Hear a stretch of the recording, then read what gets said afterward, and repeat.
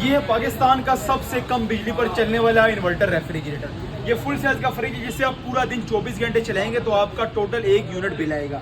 Higher company का ये fridge है, इसमें आपको जो बिजली का खर्चा होगा पूरे 24 घंटे में सिर्फ 1 यूनिट का होगा और इसमें आपकी 90% ह्यूमिडिटी कंट्रोल सिस्टम होगा और उसके बाद डिजिटल कंट्रोल के साथ है। सेकंड जनरेशन इन्वर्टर फ्रिज है और आपका 105 वोल्ट से भी कुछ इलाके ऐसे होते हैं पाकिस्तान के जो साइड एरियाज होते हैं जहाँ पर जो बिजली के वोल्ट होते हैं वो कम आते हैं, तो वहाँ पर आपके 105 वोल्ट से भी फ्रिज उठाएगा।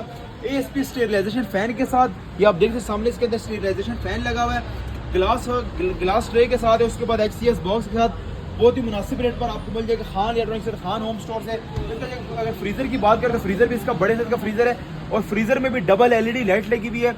हायर कंपनी के ये फ्रिज जो आपको बहुत ही मुनासिब रेट पर, कम खर्चे वाला आपको बहुत ही मुनासिब रेट पर खान इलेक्ट्रॉनिक्स और खान होम स्टोर मरी रोड रावलपिंडी से मिल जाएगा। तो जल्दी खरीद कीजिए और ले लीजिए।